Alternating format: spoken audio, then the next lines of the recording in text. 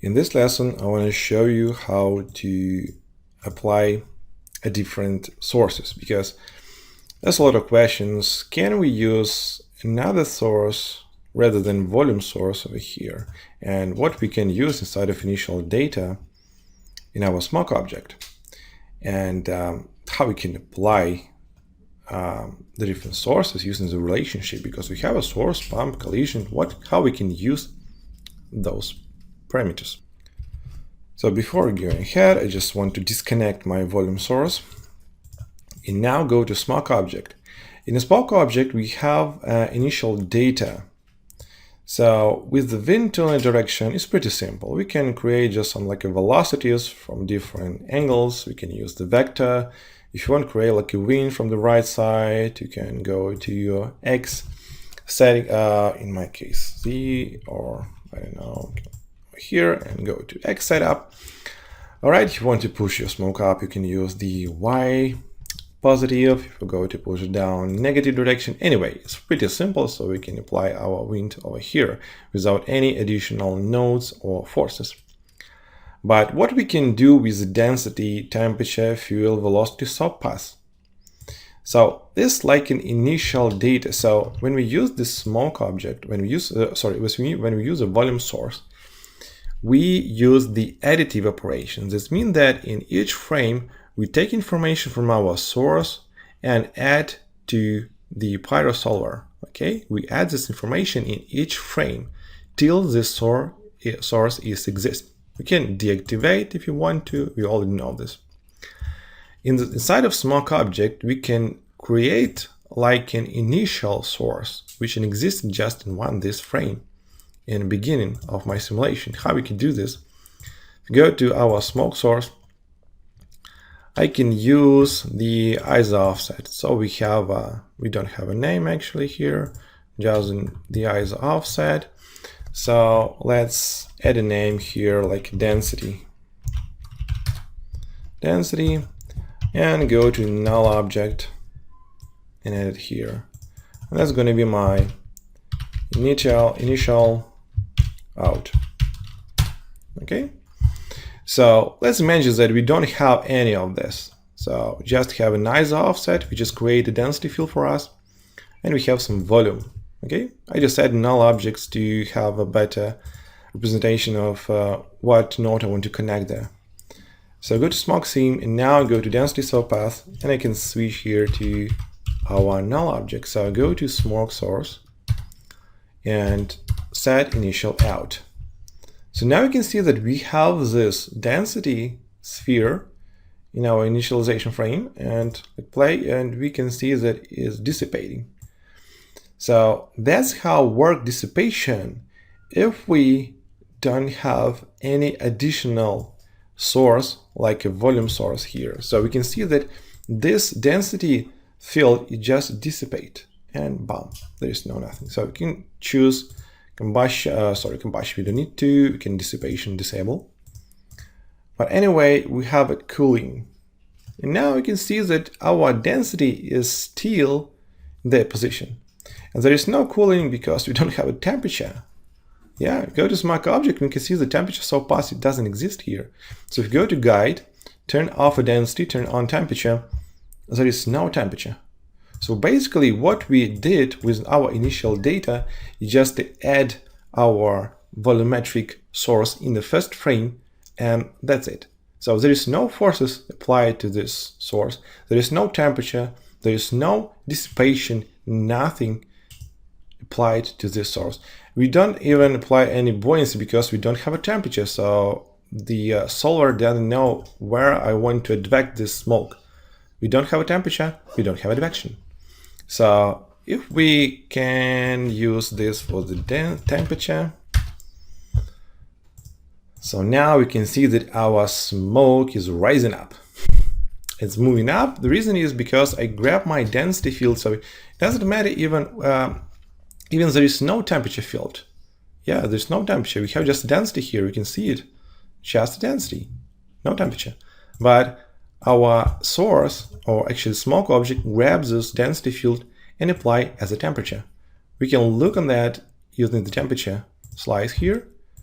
you can see that we add temperature over there and it's rising up. So now it's depend of the scale of my density. But anyway, if you want to set, okay, I don't want to have such high temperature over there, so I can make a scale like 0.5. We still have the scale for density the same, but for temperature, you can see that we have more brighter, less brighter areas, and this means that we have a less temperature over there. And the less temperature means the smaller rising speed, and etc, etc, etc. So we can turn on dissipation again. You already know that how it have, what influence it's have on our simulation, and it's dissipating. Nothing too many interesting, and I think that there's not too many situations in your life when you're going to use this density path. But anyway, now you know how to use it, because many of my students ask me, okay, what I can do with this initial data. You can do this. If you don't have a volume source, you can grab any density field, any field actually, and put this field into the density path and put this field into the temperature path. If you want to put it into the fuel or into velocity. So the same thing, you can grab all your fields to different those up. Except of velocity, you need to add an vector field, because you need to have an X, Y, and Z component. Because density, temperature, and fuel is just a float, okay, and the velocity is a vector. You need to keep in mind this always. All right, but that's not one case. So we have another option. This is a very old option, but we can use. Let me just save it, save as, and let's go to, let's name it the additional sources. Additional sources. So I just want to remove all this stuff because there's a lot of information now I want to use. Okay, so the first thing is use my initial source. So all what we need is just have a field. So even if I rename it like, I don't know, my field, and go back here to the smoke seam and go here and go to smoke source, initial out. So it doesn't matter what name you have, it will rename it to the density. Okay, this field is like a target field. So another way is, if we go to the Pyro solver, we have a tab called relationship. Again, one is mostly asked question, what is relationship? Because in many lessons you can simplify what means simulation, combustion. Well, simulation, we already talked about that, but we will back to combustion when we talk about the fire. Shape, we know what, color, talk about that, and relationship. What is relationship? So let's say we have some geometry, like my sphere. Okay, let's connect this to the null object. So just a geometry, even without any fields, just a geometry. So let's call it out. Okay, so we have a sphere, geometrical sphere, no fields, no nothing, just points. And how I can add this sphere inside of a dynamic level? I don't have an object merge. So if you have inside of geometry level, you can use an object merge and get any geometry object inside of your scene. But we don't have a geometry object here. But if you want to, maybe already know or not, if you want to add some geometry to your smoke simulation, you can use a static object. So static object. I don't want to use any solver or something like that. Just go to static object and let's call this smoke source. And let's take a sphere. So I go to smoke source and grab my out. So this is just a geometry. Okay, just a geometry. Again, no volumes, no fields, no nothing. Go to information, nothing here. So just 4,000 points, 8,000 primitives. That's it. So now I can take my sphere and merge with my simulation. Connect this here, and connect to out. So if you want to use this geometry as a collision object, we're going to talk about this later, we can convert this into the SDF, into the fields, and then our smoke can collide with this geometry. But in this case, you need to understand that this geometry is a bunch of points, and this pyro is a bunch of voxels. They like in parallel universe. They can't connect it between themselves because it's a different type of information. But if you want to use the geometry like a source from my smoke, let me just go to why is source 1? Oh, because of this. Okay, let it be source 1. Anyway, I want to disable geometry, so we can see that we have the sphere. I just want to disable that. I don't want to have it. And go to merge node. And here we can find the relationship parameter. And in this parameter, we can find many interesting options. So by default, we have a collide relationship. And basically what we did, or what we're doing with the geometry, we use the geometry for the collisions. But I want to use the geometry like a source relationship. Okay, so you can see that I set this relationship inside of my merge, because my merge defined that this geometry will be my source. Get back to Pyro Solver and let's enable source relationship. And now, with the magic of a Houdini, we have a nice smoke. So it stays here, doesn't move anywhere again because we don't have a temperature or something like that, but it's existed.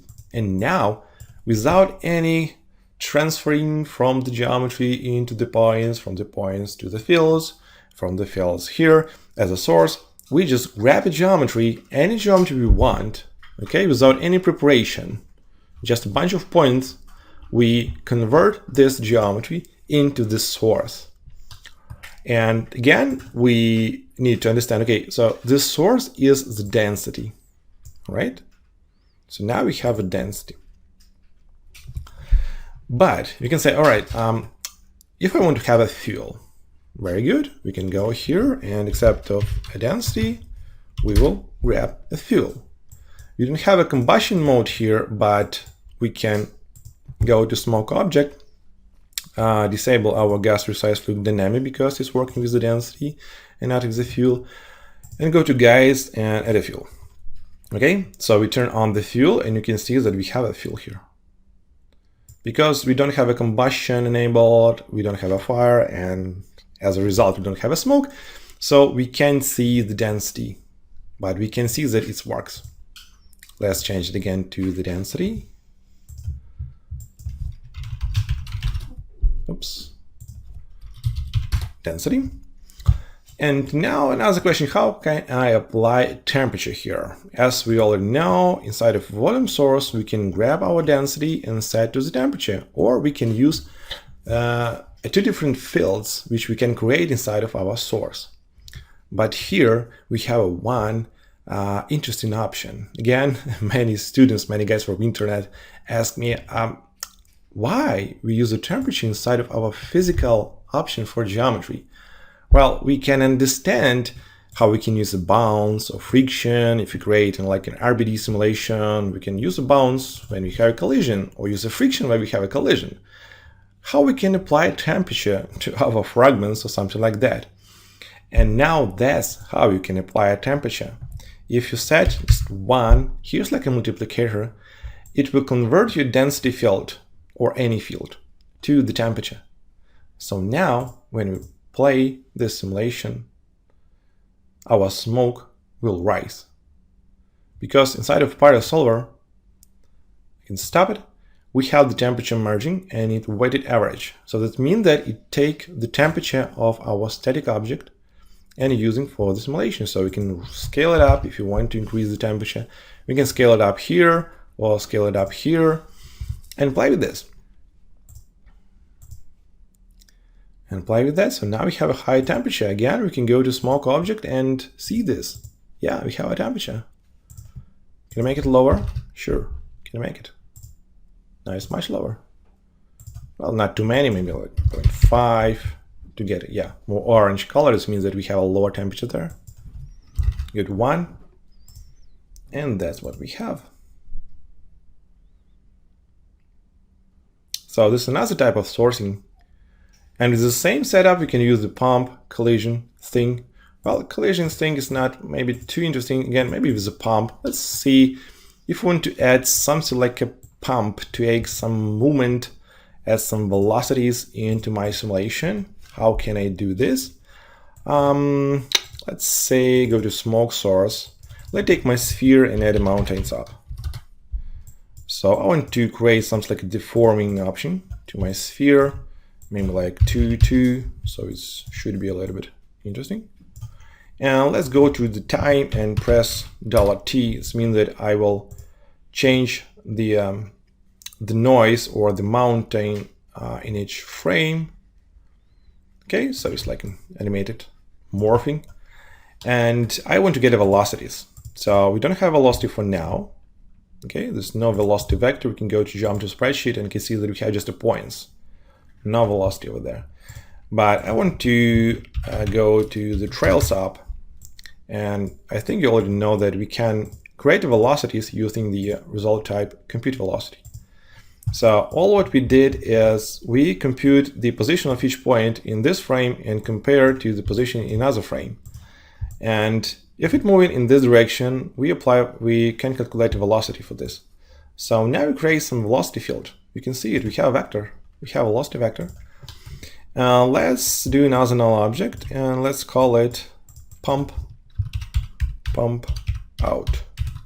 And again, we doesn't create any fields, any names or something, just the velocity vectors. You can see here, velocity. And inside of smoke sim, go and dive here again. I want to hold an Alt key and make a copy of that. So I reconnect it over here and over there. So this merge one, you can call it merge source. And this is going to be merge pump. So this is going to be pump source. Get into static object and let me just display geometry to see am I right or not. And now go to pump out. Yeah, this is my noisy sphere. Okay, now display geometry, hide this. And inside of merge pump, I choose not a source relationship, but pump relationship. And again, with the pyrosolver, enable pump relationship. So let's see what do we have in this stage. Let me just decrease the voxel size because we have a very small, yeah, definitely need to increase it, maybe like 0.1.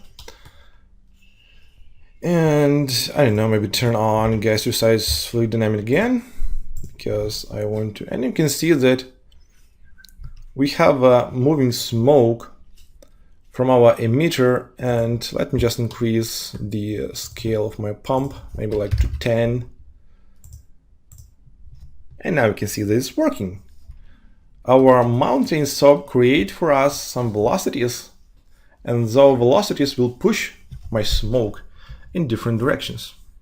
And yes, you can see that it doesn't, it's great to push just in one frame and no changing here because inside of my pump source I forget to use object transform or deforming geometry, because if you have one, we need to enable those checkboxes to apply those transformation or deforming. Now we can see that our geometry is changing. Again, if you want to see it, without those checkboxes, our geometry is static. If we use object transform, you can see there's nothing here, because if you want to, if we use a transformation, like in transition or rotation, it will apply it here. But we use the mountain slope, it means that we're using deforming geometry. So this checkbox will help us to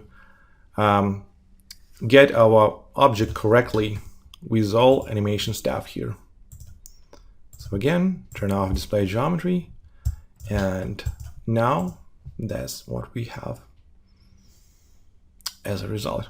So that's how we can apply different methods for the sourcing. Again, is an old method. So I don't know, will we apply this or not, because we can simply do this with the volume source. If you want to work with the pump, you can go here and choose a pump or expand Or if you want to work with collisions or sync or something like that, you can just choose initialize, and depending on the density, you can apply this field here inside of volumetric source. But again, if you want to, you can use a relationship here and apply source, pump, collision, or sync from the Pyro solver and using the merge nodes.